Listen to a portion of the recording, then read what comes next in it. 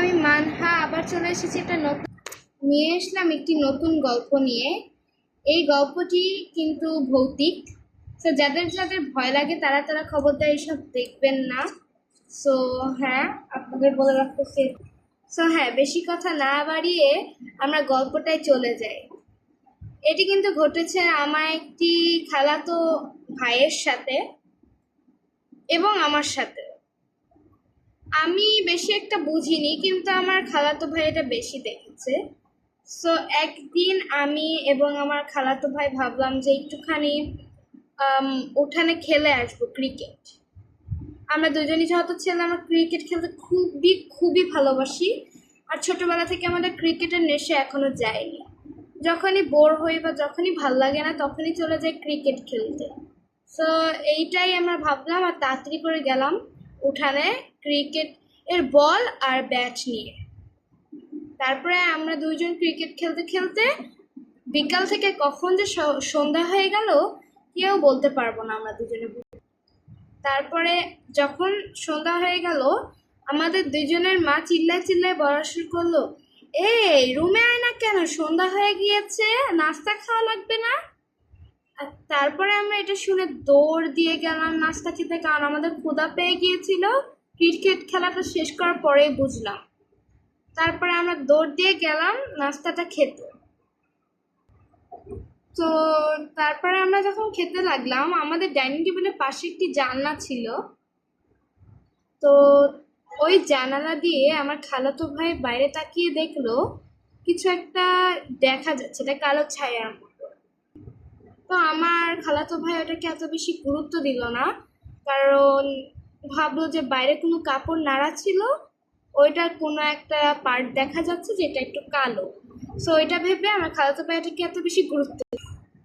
কিন্তু একটু পরে বিষয়টা আমিও খেয়াল করলাম আর বললাম, এই ভাই দেখ, বাইরে তাকাই দেখ। তো আমার ভাই বললো, আসলে আমি তো দেখেছি এটা তোর আগেই, কিন্তু আমি তোকে এটা বলিনি, আমি গুরুত্বই দিইনি বিষয়টাকে। তো আমরা দুইজনই বললাম যে আম্মু দ্বারা আমরা একটু আসতেছি, বাইরে মনে হয় বলটাকে রেখে এসেছি। তখন আমার আম্মু বলল, না না না, যাওয়া লাগবে না, আমি বলটাকে নিয়ে এসেছি। তারপর আমরা কি বলবো বুঝতে না পেরে জাস্ট বললাম, দাঁড়াও একটু আসতেছি, একটা কাজ আছে। আমি বললো, ভর সন্ধ্যাবেলা যাওয়াটা উচিত হবে না তোদের একা একা। কিন্তু কে শুনে কার কথা, আমাদের আম্মুর কথা না শুনে আমরা বাইরে গেলাম। আর তারপরে যে যা দেখলাম তা বলতে গেলে অবিশ্বাস্য। আমরা এত বেশি ভয় পেয়েছিলাম সেদিন কি আমরা দেখতে পেলাম একটি কালো জিনিস আমাদের কলপারে বসে বসে খাচ্ছে একটি লাশ, একটি কুকুরের লাশ চিবিয়ে চিবিয়ে খাচ্ছে। তা আবার কত আরামায়েশে যে খাচ্ছে কি বলবো। আমরা দেখে তো চিল্লায়, আমি সবার আগে রুমে ঢুকে গেলাম, কিন্তু আমার ভাইয়া কেন জানি রুমে ঢুকতে পারতেছিল না, তার পা জানি মাটির সাথে লেগে। আমার ভাইয়া অনেক বেশি চিল্লানো শুরু করলো, কিন্তু তার গলার ভিতর থেকে কোনো আওয়াজই বের হচ্ছিল না। সেটা পরে এসে আমাদের বলেছে। তারপরে আমি বাইরের দিয়ে তাকায় আছি আর চোখের থেকে টপ টপ করে পানি পড়তেছে। আমাদের আম্মুকে যেটা খুলে বলবো সেটার মতো সাহস নেই যে আমার, এটা তো আম্মুকেও বলা লাগে। আমার কানতে কানতে অস্থির হয়ে যাওয়ার মতো অবস্থা। আমি যে কি বলবো, কিন্তু আমার চোখের সামনে তখন দেখলাম আমার ভাইটি, আমার শখের ভাইটি সেদিন উধাও হয়ে গেল। এত বেশি ভয় পেলাম আমি আর আমাকে সামলে রাখতে পারলাম না। যেভাবে দৌড়িয়ে ঢুকেছিলাম রুমের ভিতরে, সেভাবেই দৌড়িয়ে বের হয়ে গেলাম আমি রুমের ভিতর থেকে। যে আমার কত বড় একটা ভুল করেছি সেটাও ভেবে বের হয়েছিলাম। আমি সব সিকিউরিটি সেফটি নিয়েই বের হয়েছিলাম। আর ততক্ষণে আমি বের হয়ে যা দেখলাম তা দেখার জন্য যে আমি একটুখানিও প্রস্তুত ছিলাম না। ভাবতেও পারিনি আমার ভাইয়াটা মৃত্যু এত তাড়াতাড়ি হয়ে যায়। দেখলাম সেই কালো ছায়াটি, কিন্তু এবার কোনো কুকুরের লাশ নেই, এবার আমার ভাইয়ার লাশ খাচ্ছে। হুজুর ডেকে আনতে সময় লাগলো না। যখনই আমার আম্মুকে তাড়াতাড়ি এই খবরটা বললাম, আমার আম্মু তাড়াতাড়ি হুজুর ডাকার সম্মত। আমার খালামণি তো কাঁদতে কাঁদতে প্রায় অস্থির, কারণ আমার খালামণির একমাত্র ছেলেকে সে আজকে হারিয়েছে। সে বলেছে, তোর জন্য, তোদের জন্যই তোর ভাইটাকে হারাইলি, কারণ তুই যদি সেদিন না বের হতে যেতি ওকে দেখে, তাহলে তো এই অবস্থা। সেটা আমিও সম্মত দিলাম আমারই, কিন্তু আমি খালামণিকে বোঝানোর চেষ্টা করলাম যে খালামণি, আমি তো চেয়েছিলাম না যে আমার ভাইয়াটার এভাবে মৃত্যু হোক। আমি ভাবতেও পারিনি সে এতটা বেশি খারাপ হবে, আমার ভাইয়াটার মৃত্যু একদম কাছে টেনে আনবে। এইটা কখনো ভাবিনি খালামণি, বিশ্বাস। হুজুর ডাকা হলো। হুজুর বললেন এটা খুবই বদজিন ছিল আর তাকে বোতলবন্দি করতে হবে।